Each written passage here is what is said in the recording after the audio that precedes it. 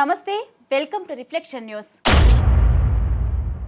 క్రైస్తవ మతంలోకి మారిన వారికి రిజర్వేషన్లు వర్తించవని సుప్రీంకోర్టు తీర్పు ఇచ్చింది.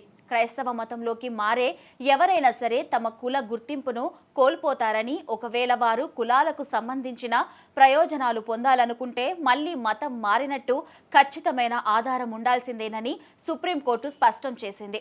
నిజమైన విశ్వాసం లేకుండా కేవలం రిజర్వేషన్ల ప్రయోజనాలు పొందేందుకు మతం మారడం రాజ్యాంగాన్ని మోసగించడమేనని, ఇది రిజర్వేషన్ల విధానానికే విరుద్ధమని అత్యున్నత ధర్మాసనం అభిప్రాయపడింది.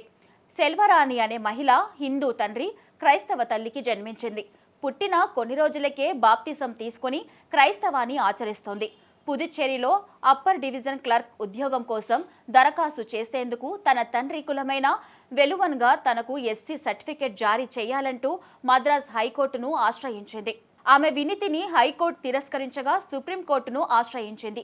ఈ పిటిషన్ను విచారించిన సుప్రీంకోర్టు హైకోర్టు తీర్పును సమర్థిస్తూ తీర్పును ఇవ్వడమే కాకుండా రిజర్వేషన్లపై కీలక వ్యాఖ్యలు చేసింది.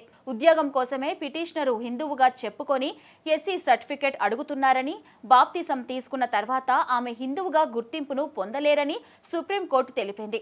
ఆమె ఇప్పటికే క్రైస్తవాన్ని ఆచరిస్తున్నారనే విషయం చర్చి అటెండెన్స్ ద్వారా స్పష్టమవుతుందని, కాబట్టి హిందువుగా ఆమె చేస్తున్న వాదనను సమర్థించలేమని తేల్చి చెప్పింది. సుప్రీంకోర్టు తీర్పును తిరువూరు టీడీపీ ఎమ్మెల్యే కొలికపూడి శ్రీనివాసరావు తప్పుపట్టారు. సుప్రీంకోర్టు ఒక దుర్మార్గమైన తీర్పు ఇచ్చిందంటూ విస్సన్నపేటలో సెమీ క్రిస్మస్ వేడుకల్లో వ్యాఖ్యానించారు. సుప్రీంకోర్టు ఒక దుర్మార్గమైన, దారుణమైన, అన్యాయమైన తీర్పు ఇచ్చిందన్నారు కొలికపూడి శ్రీనివాసరావు.